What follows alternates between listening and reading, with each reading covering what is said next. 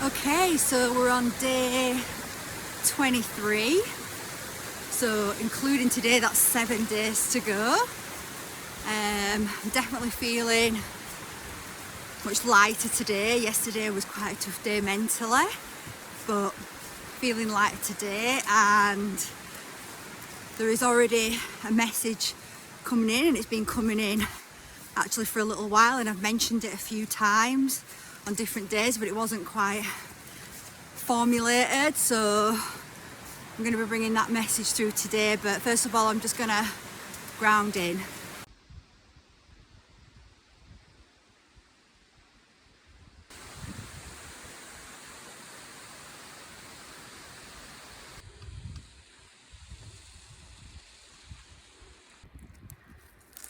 Whew, okay, so there's quite a few people on the mountain today, so I was just trying to find somewhere where I could deliver this message.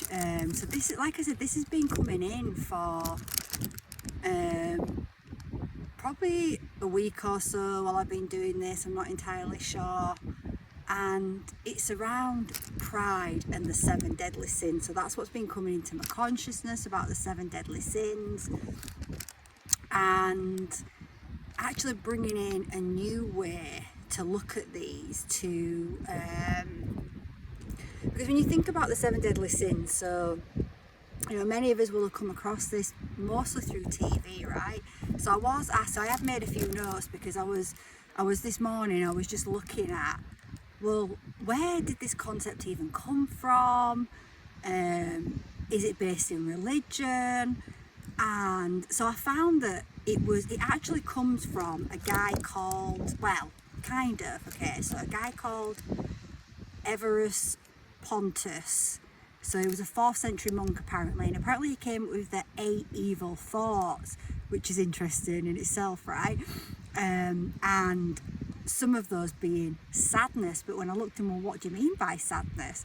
It means like, it's almost like traits of being depressed, right? Imagine labeling them 8 evil thoughts.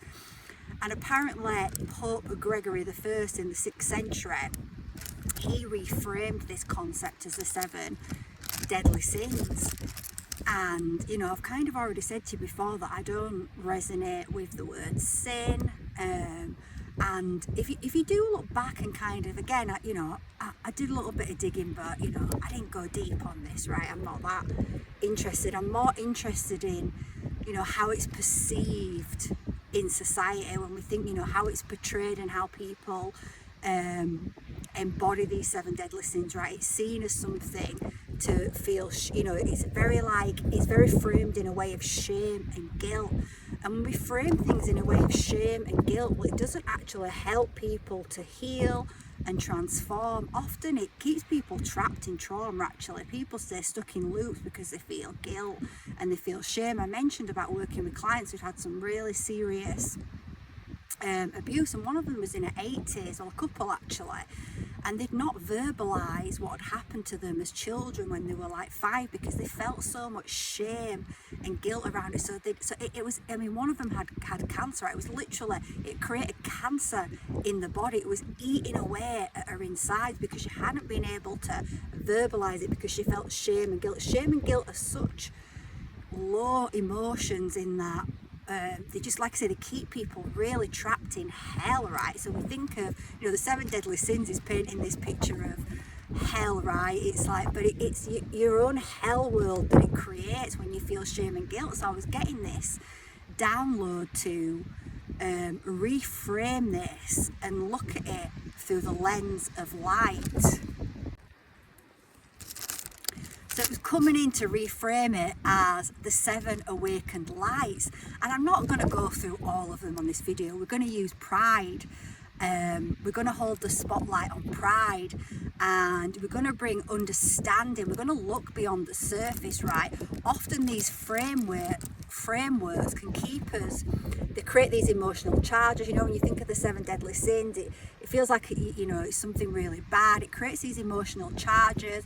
People feel guilt, shame, and that guilt and shame is actually a form of hell. It's like a self-punishment. People punish themselves sabotaging things in their life, not feeling like they deserve love in their life through these concepts. So we need to, in order to anchor into the new earth, you know, I talked about forgiveness yesterday, and you know, there's gonna have to be a lot of forgiveness for self and others in order to purge out all these dense emotions and all these hellish traps that people are being stuck in. So, you know, often what we see on the surface and what we're presented with sometimes in these systems, well, we've got to be able to look below the surface. We've got to be able to look with more understanding and more compassion. Now, that doesn't mean to say that we excuse everything that's done, right? That's not what I'm saying. But so hopefully, as we go through this, you'll be able to use this and look at other things in this world there, where you're given this almost black and white thinking and this good and this bad concept that keeps us actually stuck and keeps people stuck in trauma. So okay, so, you know, and I was looking, so to be fair on these 7 deadly sins, you know, because it just sounds so, it's so emotionally charged, right? Deadly sins, like, you know, pride being one of them. And really, apparently going back to the original meaning of it. I mean, the original meaning of sin is meant to mean miss the mark, but still, like I say, I just don't resonate with that at all.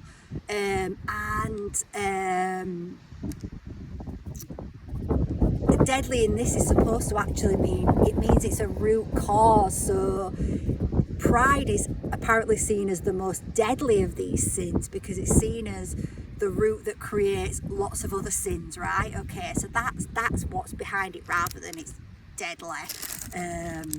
But still it creates an emotional charge, and it's the way it's painted as well, right? So let's have a look at pride, right? Let's have a look at it as an awakened light, so as one of the awakened lights. And we shine a light on pride. Well, pride has a shadow side and it has a light side, right? When I think about pride, I think about being proud of what you do, I think of care. For me, pride is care. You care about the self. You care about what you do. You care about how you show up in the world, how you contribute to the world. To me, pride, the true organic vibration, I just let that wind pass. The true organic vibration of pride is care. Think about again the day when I brought in the lions, when the lions were coming in, pride was coming in then and before that. And I was thinking about how lions are a pride, and how what that means is that they're part of a community, that they're actually caring for each other. They've got these different roles. The females are the hunters, are the ones that look after the cubs, and the males are the ones that are protecting, defending the boundary, the space, the home.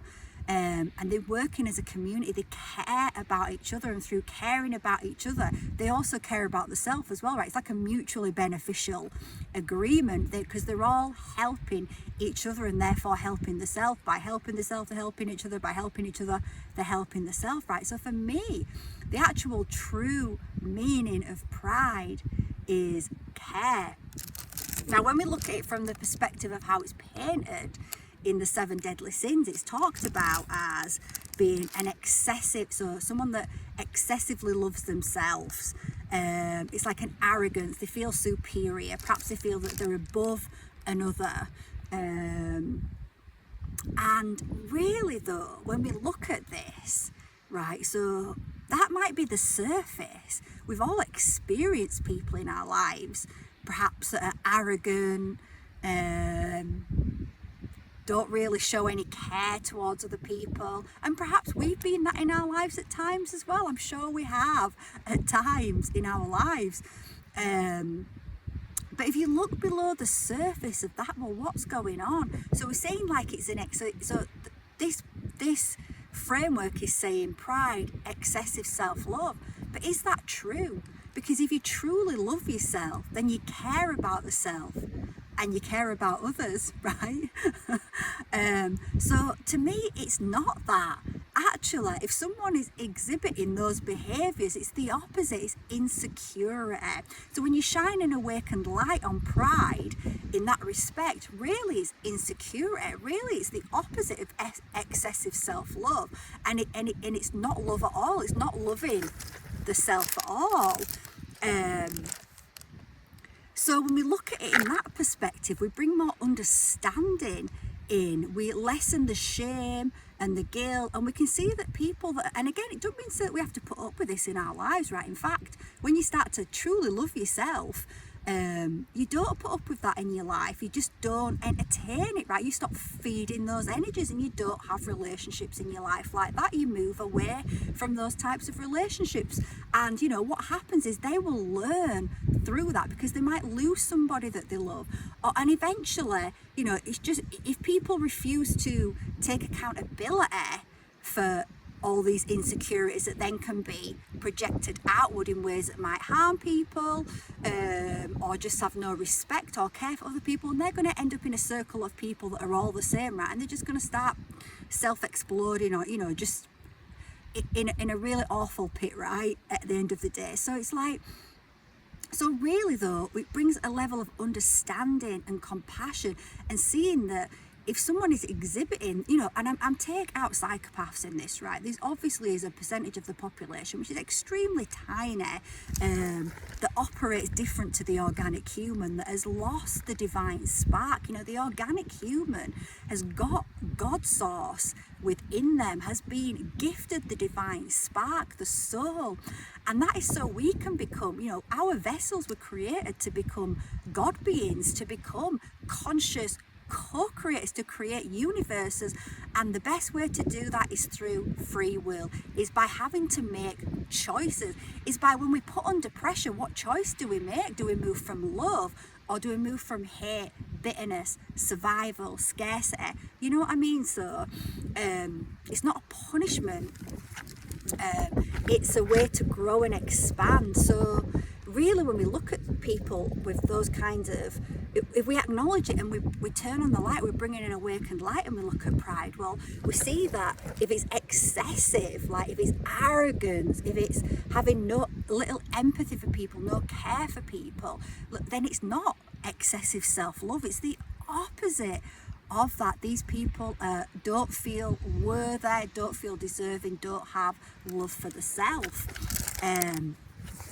So I was also then thinking about pride in its shadow form, right? Because, you know, by bringing in the light, we're not saying there's no shadow there. We're actually seeing the shadow for what it is, right? So again, when we bring on the light, we see the shadow for it is. We see the shadow is not that I'm excessively loving myself and I just have no care for anybody because all I care about is myself. It's actually deep insecurity, right? We see the truth of the shadow, and then when we see it, we can love it a bit more. We can love it in ourselves. We can start to heal it. We can start to see it's a wound, it's a shadow, and we can use the light and see, oh, it's stemming from insecurity. I'm insecure about myself. If I'm having to belittle people, make myself feel superior to other people, then actually there's an insecure, I don't feel like I'm deserving, I don't love myself. So we can start to see that and have compassion and heal it. But also when you think about pride and the shadow side, and this is where I love looking at things like this, because this is where you see that everything truly is the light. And this is why it's so amazing to do shadow work, because as you do, and must be done, right? If you just ignore it, it's actually growing without being checked on, right? You're not integrating it into yourself. You're not coming back into balance and back into wholeness. So, you know, when you start to see that the shadow is the light as well. So I'm going to give you an example because it's easier if I give examples, right? When I was a teenager, everything was, you know, it was all Baywatch and you know, this is how women should look, big boobs. If you didn't have big boobs, you know, as a teenager, it made you feel insecure, right? We were insecure anyway because of the inverted matrix we've lived in, which doesn't build confidence, self-esteem, self-belief. It does the opposite. So from being a young age, we're being fed with all these images and messages about how we should look as girls and as boys. You know, both have suffered this. So as I got to a teenage, I realised again when I started doing my Reconnect program that it was, around about 5 when I was planted with that seed about how my body should look. And by the time I became a teenager and all these Hollywood stars and everyone were having these boob jobs and I had really small boobs, I thought, there's something wrong with me. I felt insecure. I felt like I wasn't attractive as a woman. I felt like this is not what a woman should look like. And it really, all these insecurities, I felt bad about myself. I hated my body. I was embarrassed about my body. School, we used to, I don't know if they do this anymore, but when I was at school and you had showers, all the girls had to take the clothes off and go in a shower not in one shower together. It was like a line of showers. I used to hate it because I used to feel, and I know probably most girls did as well, so insecure about my body because of all these messages that I was receiving about how I was supposed to look. So when I was 18, I seriously spoke to my mum about having a boob job. I felt like that's what I needed to do to love my body. Okay, but then pride stopped me.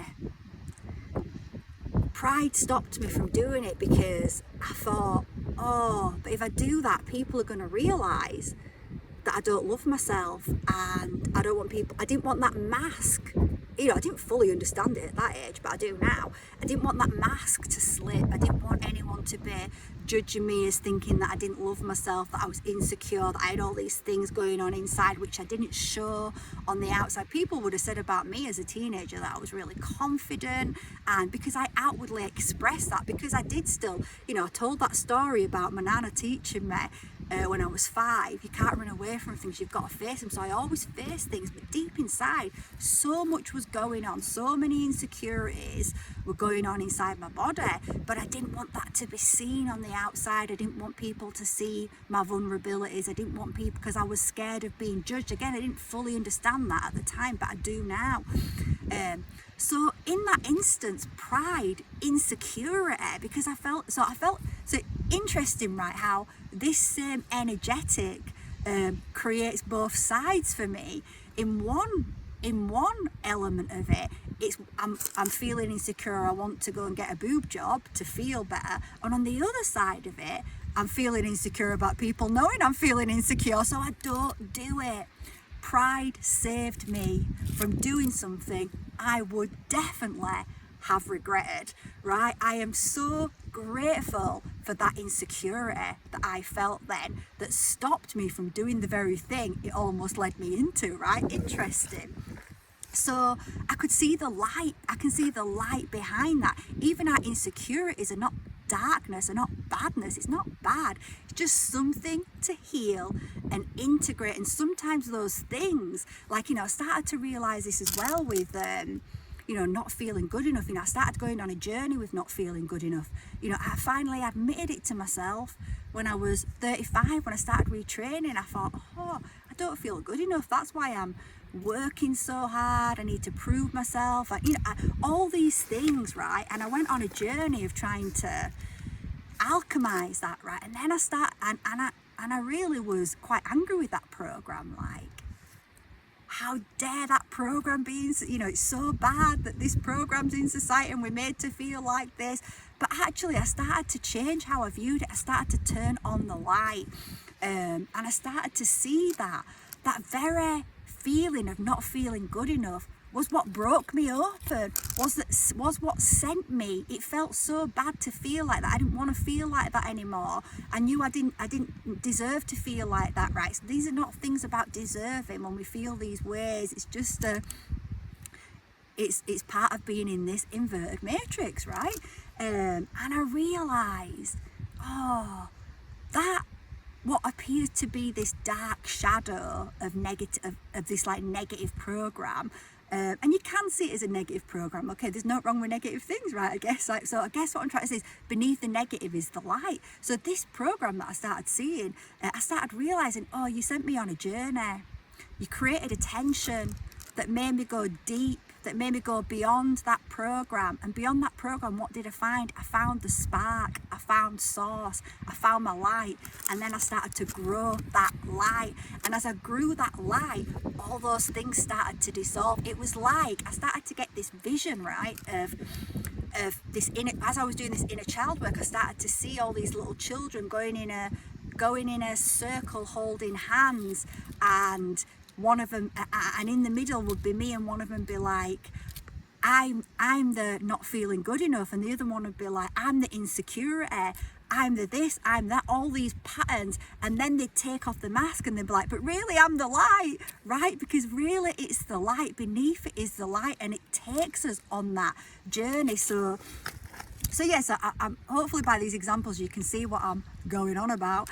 So it's a reframe, right? We reframe, you know, this 7 awakening lights is a way to turn on the light to a system that creates shame, guilt, these negative emotional charges that keep people stuck, to a system that creates understanding. And again, there's still responsibility. I don't mean to say we just accept behaviour that's not in alignment with us. No, that's about our own self-love. When we love ourselves, we don't. When we love ourselves, we don't stay in relationships that we're not respected. You know, that's a mirror of us not respecting ourselves. You know, we have responsibility to heal that within ourselves. We can't keep just projecting it onto someone else for them to change, for us to feel better. No, we change and we feel better and we align, and then we attract more people like that in our lives. So this awakes, I'm going to do a video where I go deeper on this, but I'm going to go through all of them, bring an awakened light to all of them. But I hope by this you can see it's, you know, it's kind of bringing in a reframe, it's taking out the emotional charge, it's bringing in understanding, which allows for change to happen or accelerates change. It's bringing in it's really moving through black and white thinking, that even if someone is exhibiting what this framework says, it doesn't mean to say that that is bad. That behaviour can lead to us uncovering our light, right? And it can stop us sometimes from doing something we might have done, like my example, right? You know, if I'd have not had that insecurity at that time from like worrying about people thinking that I was insecure, how crazy is that, right? It's just, I love it when you start to see these things and you see the mental loops that we've been tied up in, and it is amazing as you start to unravel these, heal these. It grows you so much. Like I said, don't look back at that with like, you know, obviously if I'd have known what I know now, I wouldn't have gone through that, but I needed to go through that in order to heal that out of the body. And many of us go through these things to heal. We're healing the collective patterns, individual, collective, ancestral. We've got to start healing them. We've been playing in unconsciousness for long enough now, and it is playing in unconsciousness that's allowed a lot of that to stick to us, right? So now we've got to unstick it, but we realize underneath it is the light. The light is at the center of it, and it allows us to grow that light. So yeah, okay, so I'm going to do, like I said, I'm going to do a video where I go into each one of these. I don't know when that's going to be released, because I might need a little bit of time after this mountain challenge to integrate, but look out for that if you're interested in looking at the other side and shining the light on these and reframing them. But you can use that in everything in your life. The things that you feel right now are bad, are really difficult, you can look at them and start turning on a light and look for the light that's underneath. Look how it's sent you on a journey, how it's helped you connect to your soul, open you up, awaken you in some way, expand your light.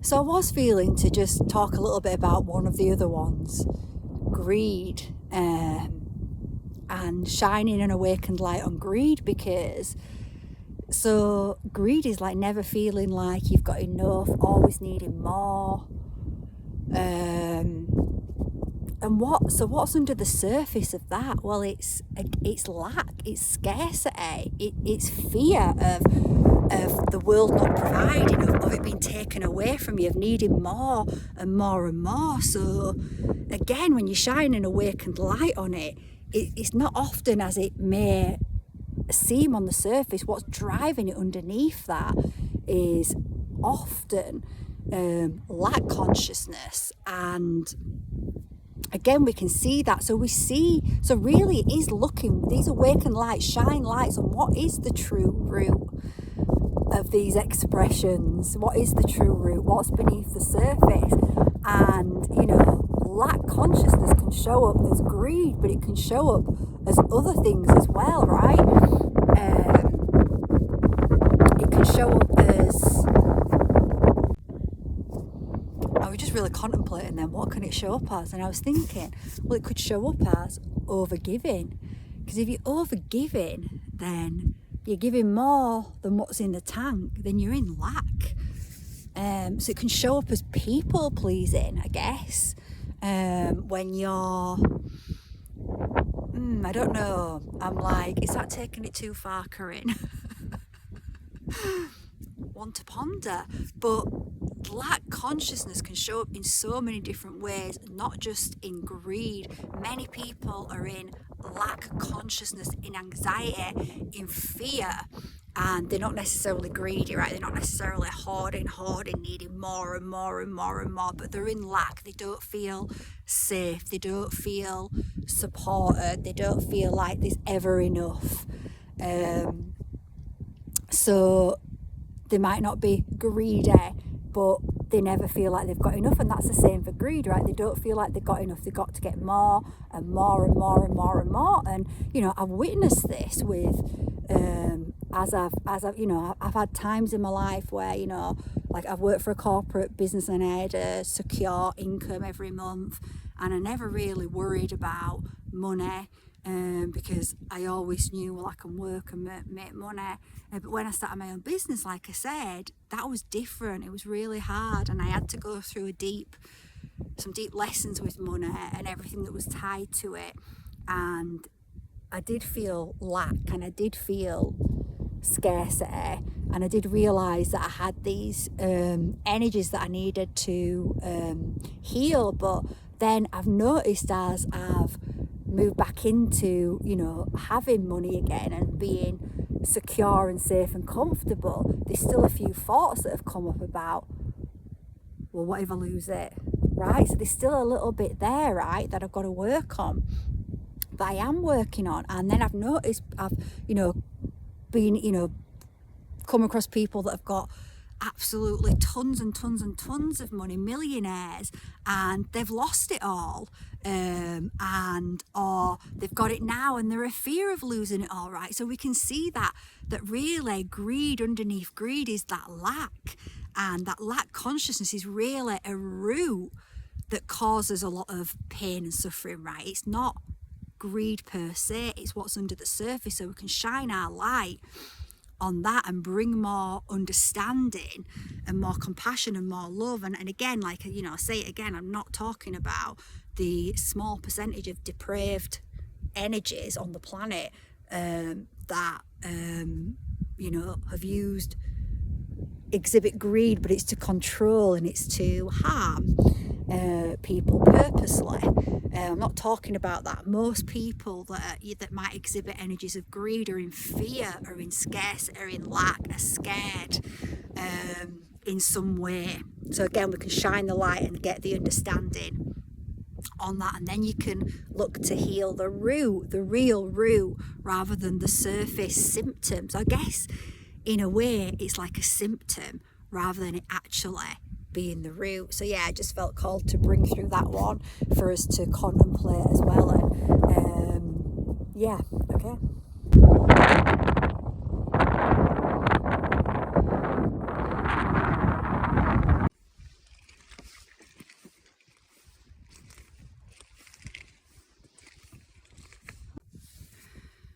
So just another thing to add about these 7 deadly sins, and how, when I was looking at it, it was saying that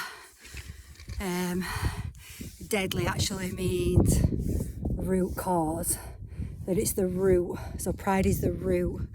Excessive pride, excessive self-love, excessive love, imagine that. Excessively loving yourself is bad.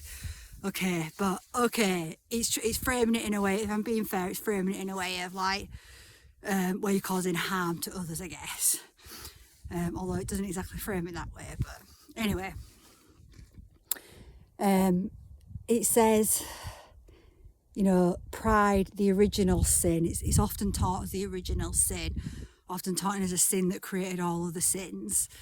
And if you think, you know, when you start to awaken and you realise the infiltration and the inverted matrix we've been living in, you realise things are not by chance, right? Things are worded in a particular way to create particular emotional charges, particular programs.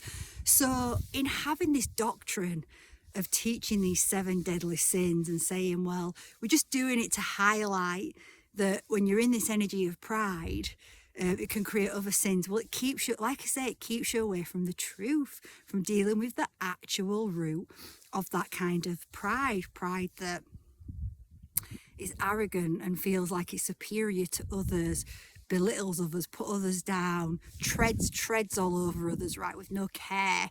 That kind of pride, well, again, that's insecurity, right? So it keeps us away from the true root of what it is. So we're never really healing these wounds. We're just stuck in these loops. So, you know, that's why it's so important to get below the surface and find the true root and have understanding and compassion, and that's how we start to truly heal these collective programs. We start with ourselves, right? We've got to heal all these things within ourselves where we hold these distortions, and like I say, we start to realize these distortions, well, underneath it is our light, and it's growing us and it's expanding us. And we start to take radical responsibility in the choices that we make, in the energies that we choose to feed and grow or not choose to feed and grow. We make those choices, and the more we love ourselves, the more choices we make that are in our best interest, that bring balance and harmony into our lives, rather than anxiety and stress and drama. And yeah,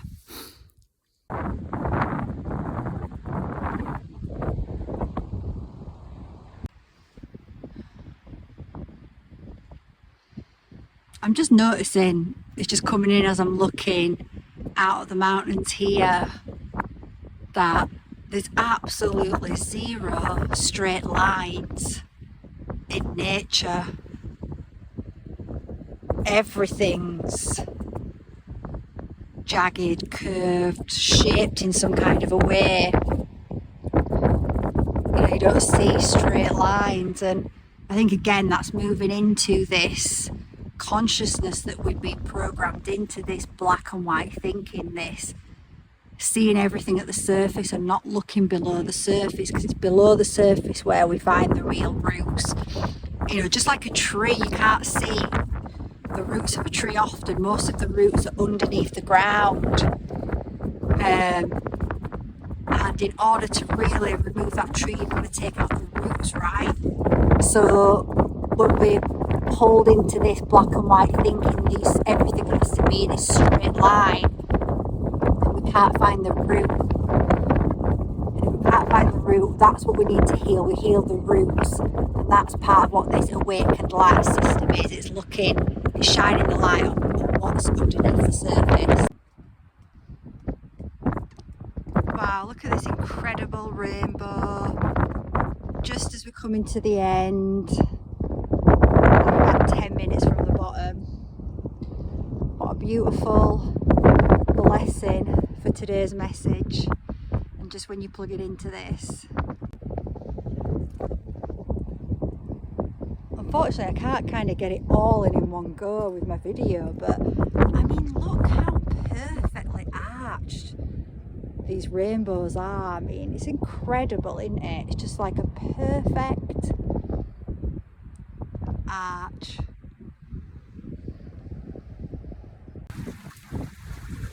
Okay, so that's the end of day 23, so 6 days to go, and it definitely felt much easier today. The energy definitely shifted from yesterday, which I found really challenging. Felt much lighter today. and you know, I don't think I need to elaborate on the messages that have come through. I'm sure you can resonate with some of that I brought through today, so let's just see what comes through on day 24.